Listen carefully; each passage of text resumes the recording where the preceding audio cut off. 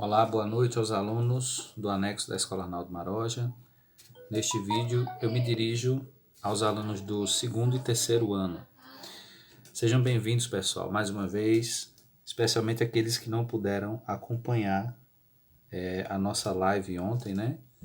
Nossa aula remota ontem, em que os professores, a direção, tivemos então a oportunidade de conversar um pouco sobre o início desse novo ano letivo, né? E de dar as boas-vindas a vocês. Então, se você não participou por algum motivo, seja bem-vindo. É um prazer, mais uma vez, estar iniciando um ano letivo, estar recebendo vocês. Infelizmente, começamos de maneira remota, né? Mais uma vez, mas eu acredito que em breve, se tudo der certo, né? Se a vacina conseguir chegar ao maior número de pessoas, em breve poderemos sim voltar à escola, aos nossos encontros presenciais. Pessoal, nessa primeira aula de inglês, nós vamos analisar aqui essa imagem, esse gráfico ou infográfico, né? Que traz aqui algumas informações sobre o ensino remoto durante a pandemia. Ele traz alguns pontos para que o aluno leia e reflita, né, sobre que posição ele enxerga o ensino remoto, como é que ele se vê fazendo parte dessa modalidade de ensino. E depois vocês vão indicar para mim, apontar como atividade, eu não coloquei aqui, mas aí vocês vão indicar pelo menos 2 pontos favoráveis e desfavoráveis na sua opinião, 2 vantagens e 2 desvantagens desse ensino remoto. Então o título do nosso infográfico aqui, do nosso texto, ele diz o seguinte: Learning in the time of COVID-19. Learning in the time of COVID-19. O que isso quer dizer? Aprendendo em tempos de Covid-19. Então, o ensino remoto ele ganhou força, né? Ele foi necessário no ano passado e nesse ano também por conta da pandemia que vivemos, né? Do coronavírus, da Covid-19. Essa modalidade de ensino ela já existia, né? Você já tinha recursos disponíveis para aulas online, como o Meet, o Zoom e outros tantos, o Google Classroom, que nós utilizamos também aqui na Paraíba. Só que esses recursos eram muito limitados a pessoas que tinham acesso à internet muito boa, né? Ou que já tinham esses conhecimentos do ensino remoto, do ensino online. Para a grande parte dos alunos no Brasil, essa era uma realidade muito distante. E de uma hora para outra nós tivemos que nos reinventar, né, na educação, enquanto professores, enquanto alunos, para participar então dessa nova modalidade de ensino que é a educação à distância ou o ensino remoto. E aqui o texto, pessoal, ele traz alguns pontos e eu quero discutir com vocês como é que vocês se sentem em relação ao ensino remoto, como é que isso afeta vocês, será que vocês acham que aprendem mais, menos? Depois você vai ter a oportunidade de comentar na atividade final aqui, tá certo? Então vamos à leitura do texto. Depois aí do título, Aprendendo em Tempos de Coronavírus, aí ele coloca aqui no subtítulo, né? The coronavirus pandemic has changed the way we learn. Traduzindo, o coronavírus ou a pandemia de coronavírus mudou, has changed the way we learn. Vejam que o learn aqui está aparecendo de novo, apareceu lá no título, learning, aqui learn. A pandemia de coronavírus mudou a maneira que nós aprendemos. We asked, aí ele dá aí um número, 1.200, 1.200 estudantes. Nós perguntamos a 1.200 estudantes around the world how they are adapting to new ways of learning and how they feel about their progress. Nós perguntamos ou entrevistamos 1.200 estudantes sobre no mundo, né, around the world, no mundo, sobre como eles estão se adaptando aos novos meios de aprendizagem, às novas formas de aprender e como eles se sentem sobre o seu progresso. About their progress. Então, primeiro, 50% dos alunos, né, dos aprendizes, dos estudantes, dizem que have found remote, vou aumentar aqui para vocês saberem onde eu estou lendo. 50% dos estudantes have found remote learning more difficult than they thought it would be. Traduzindo, 50% dos estudantes, dos aprendizes, dos alunos, descobriram que o ensino remoto é mais difícil do que o que eles pensavam, do que eles achavam que seria. Então foi uma surpresa aí para muita gente nesse sentido, né? Vamos estudar online, vai ser uma coisa fácil, né? E a maioria aí descobre que na verdade não é assim, dessa forma, né? Porque aprender, pessoal, exige esforço, exige concentração, né? Exige o desejo de aprender. Isso não muda, né? No ensino remoto ou presencial. Então, metade aí dos entrevistados disseram que a coisa não foi tão fácil assim como eles pensavam. O segundo ponto para a nossa reflexão aqui. Os 3 desafios maiores, ou os 3 tops desafios, né? The top 3 challenges that learners face, que os entrevistados, os estudantes enfrentaram, são time management, que é o tempo, o controle do tempo, motivation, a motivação, and communication, e a comunicação. Então a gente pode entender isso aqui de diferentes formas. Por exemplo, o controle do tempo.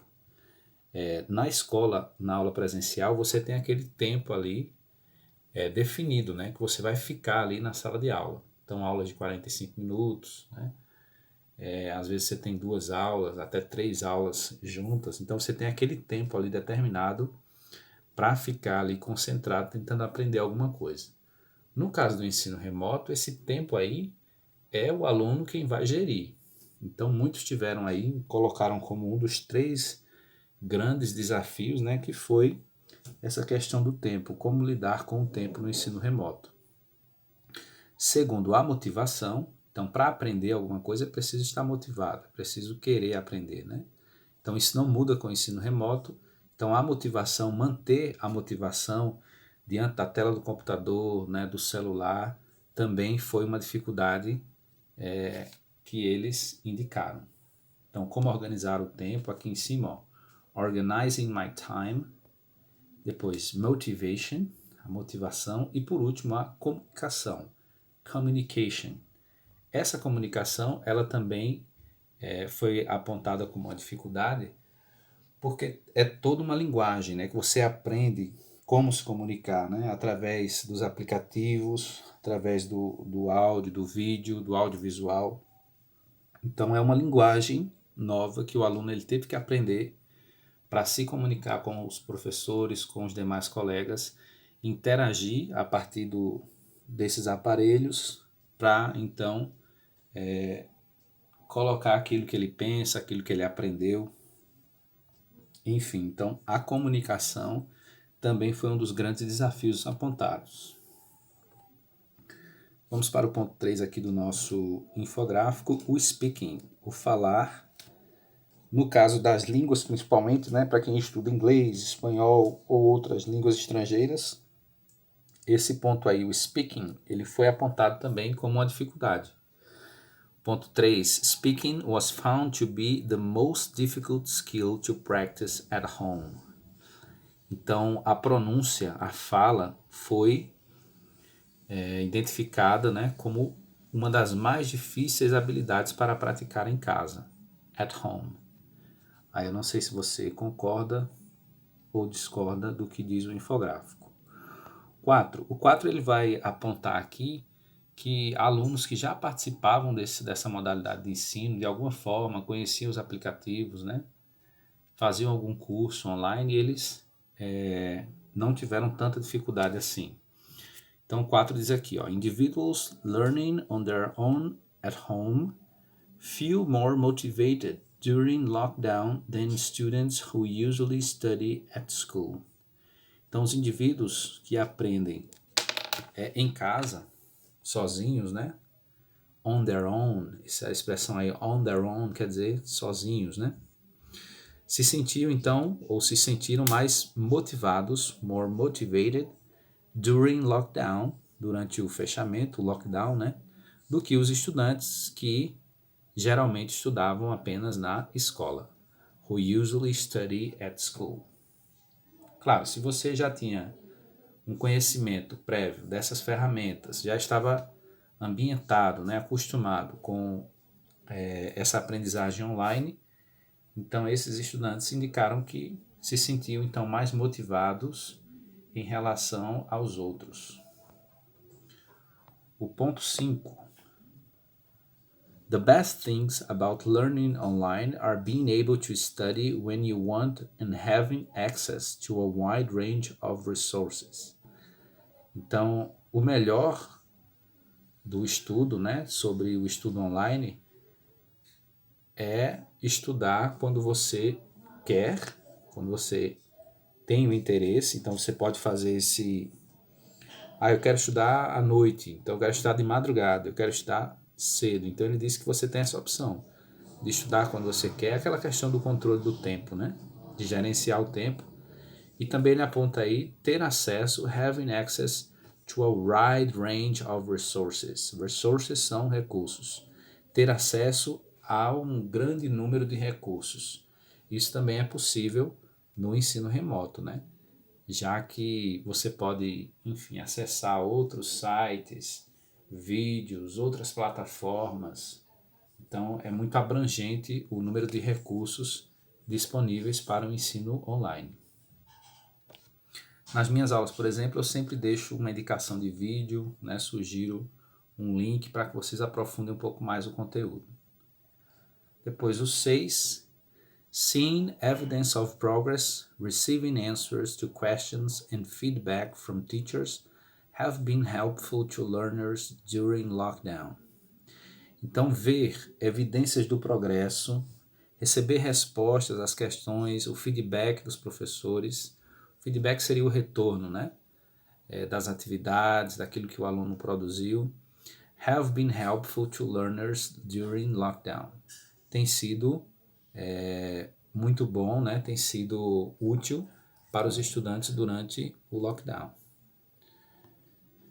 7. Overall, learners feel that they are continuing to make progress with their language learning while studying from home.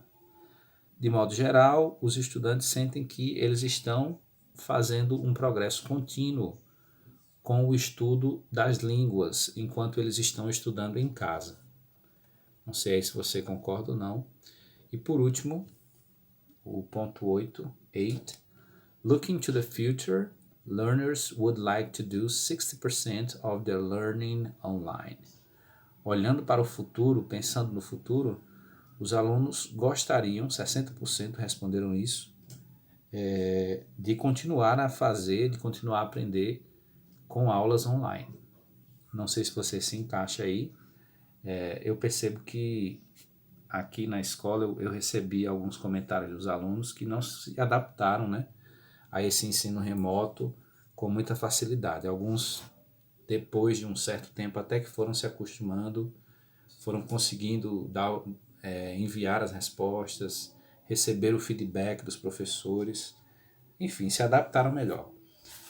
Mas para todos, pessoal, foi difícil, né? Os professores também tiveram que aprender, se adaptar aí com essas novas tecnologias, e hoje nós estamos assim mais conhecedores e podemos com certeza desenvolver um trabalho melhor, né? Nós enquanto professores, vocês enquanto alunos, falamos sobre isso na reunião de ontem, né? De que realmente precisamos que vocês participem mais, utilizem as ferramentas que estão disponíveis, seja o Classroom, seja o WhatsApp, o e-mail, né, o Facebook. O importante é que você participe, não deixe de participar, aprenda, né, progrida e consiga aí então atingir os seus objetivos, tá certo? Essa foi a atividade, a aula, né, de hoje, e a atividade seguinte, eu vou pedir para que você então mande para mim no privado duas vantagens e duas desvantagens, na sua opinião, do ensino remoto. Então você vai escrever duas coisas boas do ensino remoto. Você acha que foi bom? Será que você aprendeu alguma coisa? Será que o resultado foi melhor em alguma área? O que você considera bom? Aí você vai mandar duas coisas por escrito. Pode ser em português mesmo. E também você vai apontar duas desvantagens, digamos assim, duas coisas que você acha que não contribui, né?